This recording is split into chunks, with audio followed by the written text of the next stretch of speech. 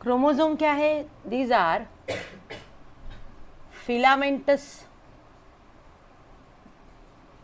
bodies present in eukaryotic nucleus.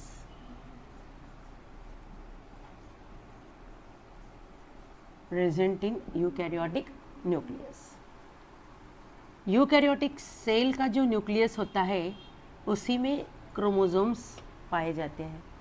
Prokaryotic nucleus में chromosomes मतलब वो जो डीएनए होता है उनका circular double stranded, that is called as chromosome. Chromosome ये जो वर्ड है, this term is coined by, so this term, ये जो टर्म है chromosome, this term was coined by W. Waldier in 1888. In 1888. Greek में इस क्रोमोसोम का क्या मीनिंग होता है? ग्रीक में इसमें क्रोमो का मतलब होता है कलर। क्रोमो का मतलब क्या होता है? कलर। एंड ये जो ज़ोमा है, ज़ोमा या फिर ज़ोमा, इसका मतलब होता है बॉडी। कौन से लैंग्वेज में है ये? ग्रीक लैंग्वेज में। क्रोमोसोम्स सेल में कब विजिबल होते हैं? क्रोमोसोम्स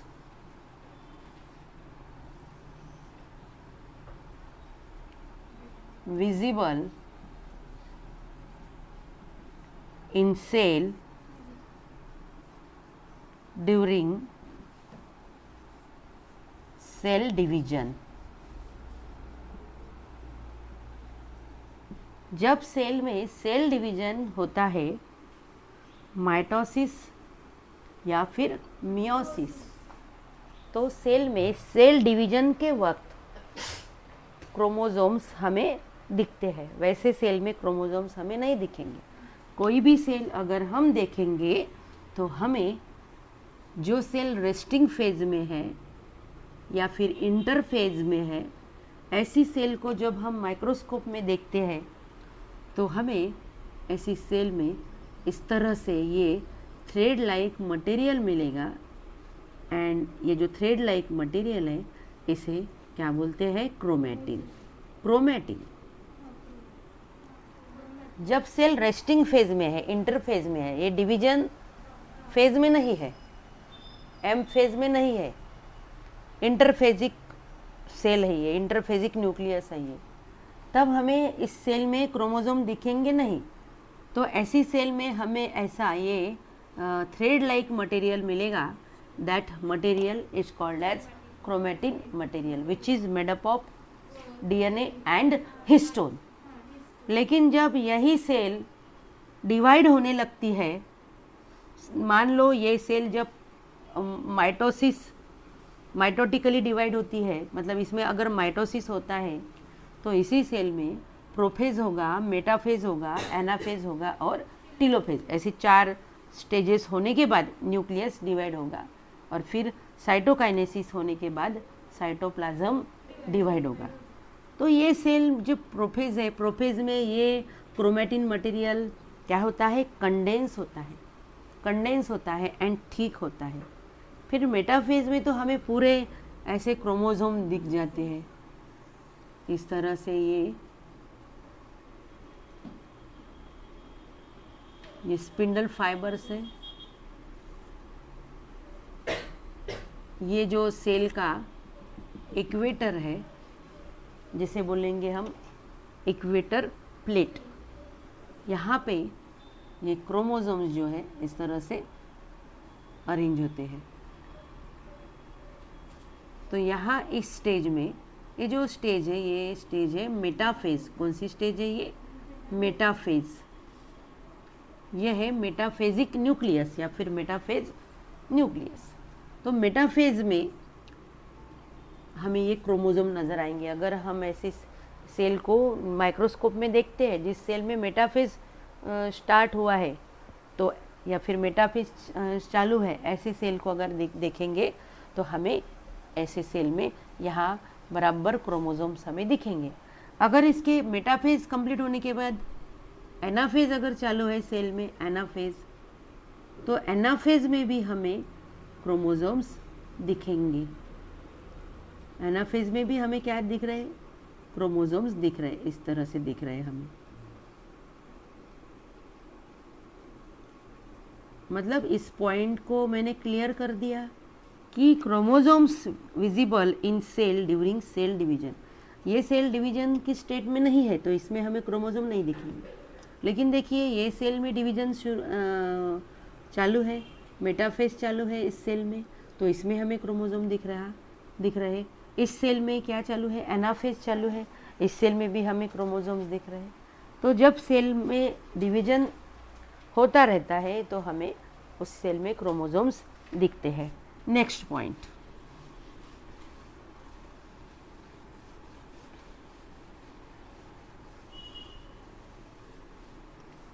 क्रोमोसोम का जो साइज होता है, size of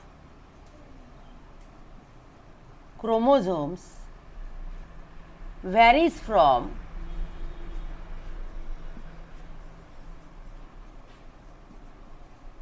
species to species। Chromosome का जो साइज है हर स्पेसीज में अलग अलग होगा, हर स्पेसीज में अलग अलग होगा। ऐसा नहीं कि सब में क्रोमोसोम का साइज कांस्टेंट है, एक ही साइज का क्रोमोसोम है। हर स्पेसीज में साइज में वेरिएशन है। सो मेटाफेज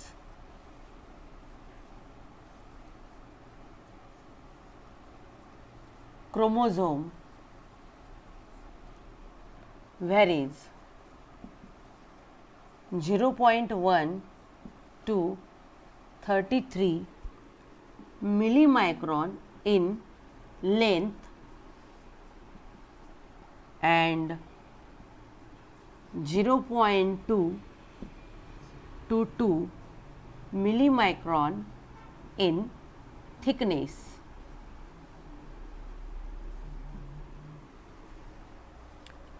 मेटाफेज क्रोमोसोम को अगर हम देखते हैं अलग अलग स्पीसीज में, तो मेटाफेज क्रोमोसोम का जो साइज है, स्पेशली उसकी जो लेंथ है, तो उसमें कितना वेरिएशन है? उसकी लेंथ 0.1 है, 0.1 मिली माइक्रोन है किसी स्पीसीज में, किसी स्पीसीज में 0.2 मिली माइक्रोन है, किसी स्पीसीज में 0.3 मिली माइक्रोन है। ऐसे करते करते किसी स्पीसीज में क्रोमोसोम की, मेटाफेज क्रोमोसोम की लेंथ 33 मिली माइक्रोन भी हो सकती है। अगर हम थिकनेस की बात करें तो किसी स्पीसीज में थिकनेस 0.2 मिली माइक्रोन है, किसी में 0.3 मिली माइक्रोन है, किसी में 0.4 मिली माइक्रोन है। ऐसे करते करते मिनिमम 0.2 मिली माइक्रोन भी थिकनेस हो सकता है, मैक्सिमम 2 मिली माइक्रोन भी इसका थिकनेस हो सकता है। Chromosome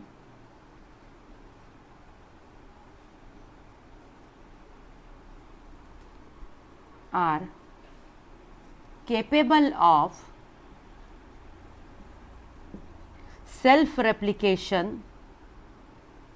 or capable to self replicate or capable of self replication and play a vital role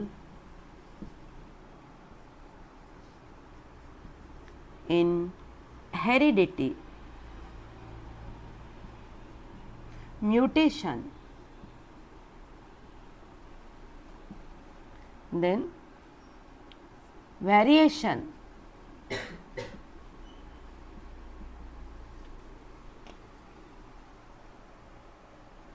and evolutionary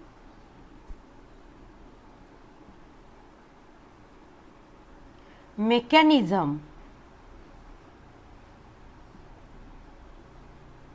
of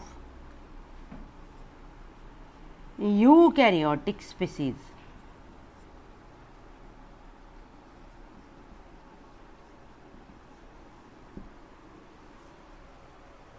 chromosome का ये पॉइंट हमने पहले ही क्लियर किया।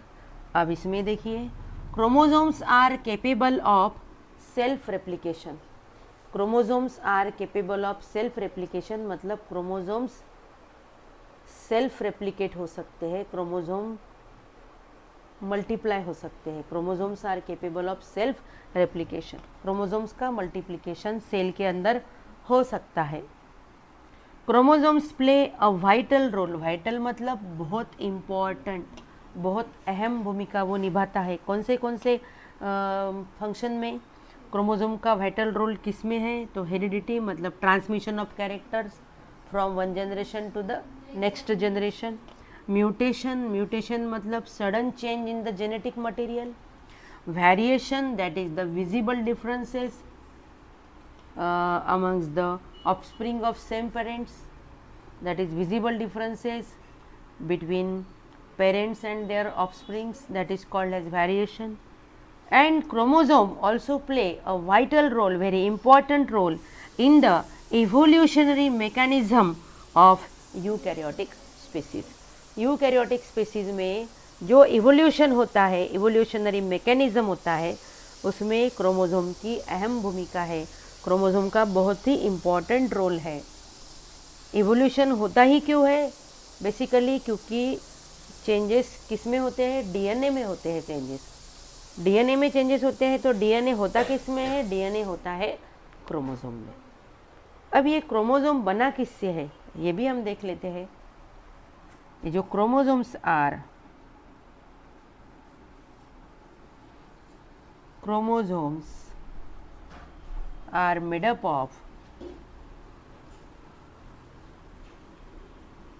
DNA, histone and non-histone proteins in eukaryote। ये जो यूकैरियोट है, यूकैरियोट आप सभी को पता है, protista, fungi, Plantae and Animalia, ये जो 4 किंगडम्स है, इन 4 किंगडम्स में जो भी एनिमल्स आते हैं उन्हें बोलते हैं यूकैरियोट्स। यूकैरियोटिक सेल जो होती है उनमें जो क्रोमोसोम्स होते हैं वो क्रोमोसोम्स 3 चीज़ों से बने हुए होते हैं। एक है डीएनए, जेनेटिक मटेरियल है DNA, deoxyribonucleic acid. Histone, histone एक प्रोटीन है। दूसरे कौन से प्रोटीन होते हैं क्रोमोसोम में? Non histone. तो ये हो गया क्रोमोसोम का, ये इंट्रोडक्टरी एक्सप्लेनेशन मैंने बता दिया। फंक्शन ले लेते हैं क्रोमोसोम का। क्रोमोसोम का फंक्शन है, chromosomes are carrier of heredity. Chromosome का फंक्शन। तो नेक्स्ट पॉइंट क्या हो गया? Function.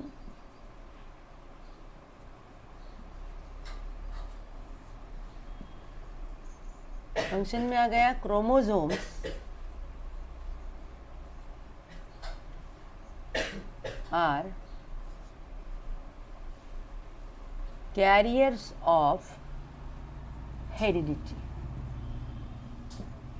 Chromosomes are carriers of heredity मतलब क्रोमोसोम्स हेरिडिटी के लिए रिस्पॉन्सिबल है। हेरिडिटी मतलब transmission of characters from one generation to next generation.